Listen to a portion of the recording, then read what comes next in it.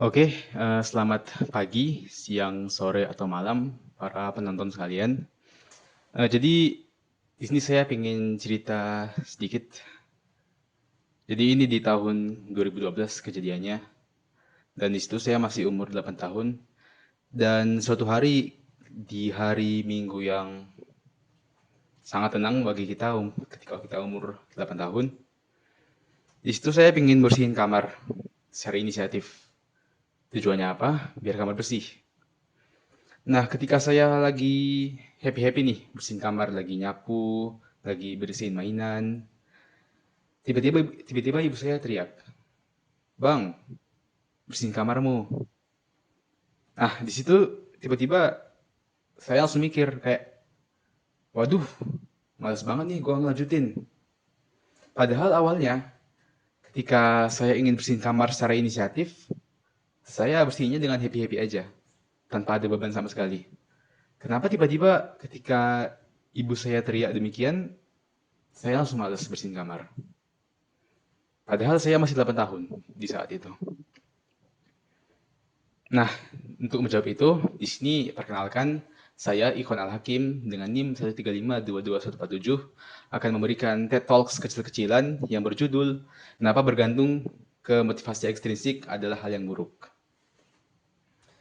Oke, jadi jika kita berbicara tentang motivasi, ada banyak banget ya versi pengertian-pengertiannya lah oleh para ahli di internet. Tapi di sini saya bakal ngambil dua pengertian aja yang paling relevan dengan pembahasan kita kali ini. Yang pertama adalah pengertian oleh Woodworth, seorang profesor psikologi dari Columbia University. Jadi Pak Woodworth ini mengatakan kalau motivasi itu adalah keadaan seorang individu yang mendorong mereka untuk bertindak dengan cara tertentu dan untuk mencapai suatu tujuan tertentu. Itu kata Pak Woodworth. Kemudian juga ada kata Pak Paul Egan. Dia ini juga profesor psikologi dari University of North Florida. Jadi Pak Paul Egan ini mengatakan kalau motivasi itu adalah kekuatan yang mendorong dan mengarahkan perilaku untuk mencapai suatu tujuan.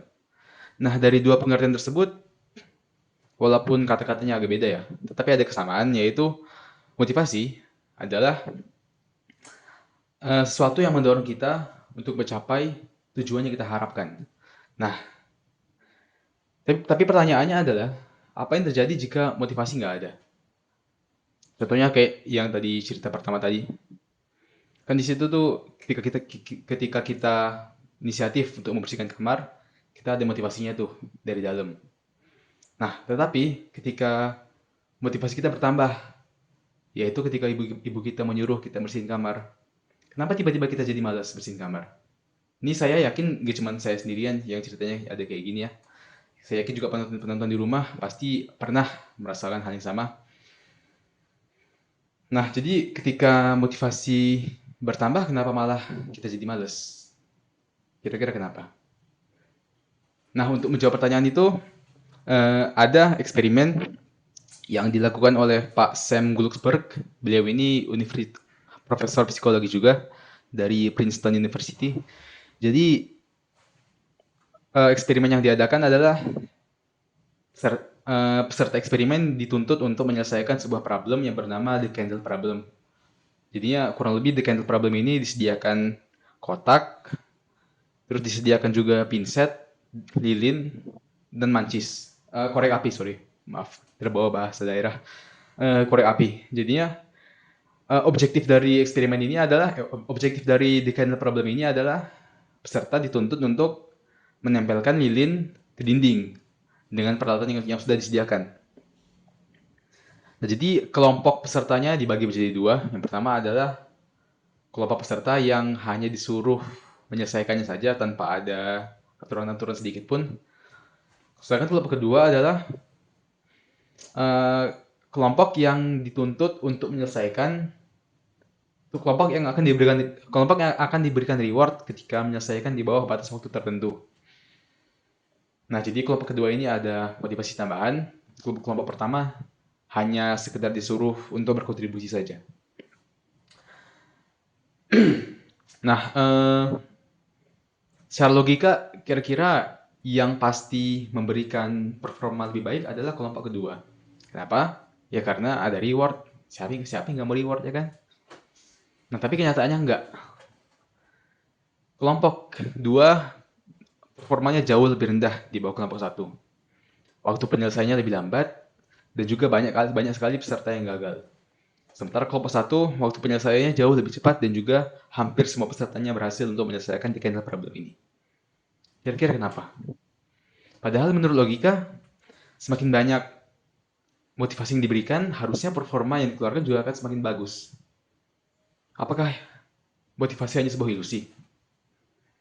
Atau ada hal lain yang lebih dari motivasi? Atau jangan-jangan motivasi itu adalah kunci, tetapi bukan motivasi yang itu? Gimana, dapat nggak kata-katanya? Oke, jadi untuk menjawab pertanyaan tadi, ada sebuah buku yang dituliskan oleh Daniel Pink. Dia ini seorang penulis dari New York. Jadi bukunya ini berjudul Drive. Dan di situ tuh beliau membahas kalau motivasi itu terbagi menjadi dua. Pertama adalah motivasi intrinsik, yaitu motivasi yang berasal dari dalam diri kita. Dan motivasi ekstrinsik, motivasi yang berasal dari luar. Dan dia, menariknya, dia membagi motivasi intrinsik lagi menjadi 3 elemen penyusun. Yang pertama adalah otonomi, yaitu dorongan untuk mengarahkan hidup kita secara mandiri, yaitu ya kemauan untuk memiliki cita-cita, kemauan untuk memiliki cita-cita, terus kemauan untuk memiliki visi hidup, itu tuh datang dari otonomi. Setelah itu penguasaan. Penguasaan itu dorongan untuk menjadi lebih baik di hal-hal yang bermakna dalam hidup kita. Nah, jadi ya kemauan untuk memiliki hobi, terus kemauan untuk jago dalam olahraga tertentu itu tuh datang dari aspek penguasaan dari motivasi intrinsik. Terus yang terakhir itu adalah tujuan. Tujuan adalah dorongan untuk berkontribusi ke hal-hal yang lebih besar daripada diri kita. Jadinya contohnya tuh kayak kontribusi kita ke organisasi, kemudian kontribusi kita ke keluarga besar, terus kontribusi kita untuk society gitu-gitu. Itu datang dari aspek tujuan di motivasi intrinsik. Dan menariknya, ini bisa dihubungkan dengan eksperimen Pak Sam Wilsberg tadi, di mana kelompok yang pertama hanya memiliki motivasi intrinsik saja. Jadinya ketika mereka disuruh untuk menyelesaikan eksperimen, yang ada dalam pikiran mereka hanyalah, oh ini kami harus menyelesaikan decadal problem untuk berkontribusi ke hal yang lebih besar, yaitu eksperimen ini. Nah, jadi ini ada hubungannya juga dengan aspek tujuan dari motivasi intrinsik. Sedangkan yang kelompok kedua, ada motivasi ekstrinsik tambahan. Jadinya dari awal ketika mereka berpikir untuk hanya berkontribusi saja ke eksperimen PSM Bloomsburg, ketika ditawarkan reward, mereka langsung berpikir, pola pikir mereka langsung berubah, oh ini kami harus bagus nih performanya, biar dapat reward gitu. Nah, menariknya, itulah yang membuktikan kalau dengan kita bergantung ke motivasi ekstrinsik, maka performa kita akan menurun. Gitu. Begitu juga dengan, ini bisa dihubungkan juga dengan contoh yang pertama tadi. Ketika saya membersihkan kamar, saya hanya bergantung pada motivasi intrinsik saja. Di situ saya ketika pengen bersihin kamar, saya mikirnya, oh kamar harus bersih, kamar harus rapi, kamar harus wangi. Nah, tiba-tiba ketika lagi di tengah jalan bersihin kamar, ibu saya teriak, tolong bersihin kamar, gitu. Nah, hal yang sama terjadi. Jadinya pola pikir saya berubah dari yang saya pengen bersihin kamar biar rapi, biar wangi, biar bersih, menjadi saya pengen bersihin kamar karena disuruh ibu saya. Nah, disitulah kompleksnya otak manusia ini, dimana ketika kita memilih untuk melakukan sesuatu demi motivasi yang berasal dari luar, maka performa kita akan jauh menurun, akan seringkali jauh menurun dibandingkan dengan kita melakukan sesuatu dengan inisiatif kita sendiri yang datang dari motivasi intrinsik kita. Seperti itu. Oke, jadi dari pembahasan kali ini ada beberapa hal yang bisa saya simpulkan. Yang pertama adalah motivasi sejati akan muncul ketika kita tidak berpikir tentang motivasi. Mungkin agak paradoks ya, tapi akan saya jelasin. Seperti ini. Ketika kita ingin mengerjakan sesuatu, tapi kita mikirnya, oh ini buat diri saya sendiri, ini buat diri kami sendiri gitu, tanpa memikirkan hal-hal lain yang mungkin mempengaruhi. Itu tuh kita bakal lebih enjoy dan lebih bagus hasilnya dibandingkan dengan ketika kita mengerjakan sesuatu dan mengharapkan adanya balasan dari luar. Adanya balasan dari hal-hal di luar pekerjaan kita. Contohnya tuh kayak, ya tadi, ketika kita, saya pakai contoh yang pertama deh, yang biar simpel. Contoh yang bersihin kamar. Kan ketika saya bersihin kamar, saya nggak ada mengharapkan apa-apa dari luar. Saya cuma ingin kamar saya bersih, udah itu aja. Tetapi ketika ada suruhan dari ibu saya, jadinya saya ada harapan untuk memenuhi ekspektasi ibu saya, gitu. Nah makanya motivasi akan hilang lah, nggak akan hilang sih, tapi akan berkurang ketika ketika kita lebih mengharapkan motivasi dari luar. Makanya ketika kita ingin mengerjakan sesuatu, sebaiknya kita langsung mengerjakannya aja, kita langsung mengerjakannya saja tanpa berpikir panjang, tanpa mengharapkan motivasi dari luar. Seperti itu. Kemudian kesimpulan kedua adalah kita jangan terlalu memikirkan adanya intervensi dari luar ketika kita ingin bertindak melakukan sesuatu.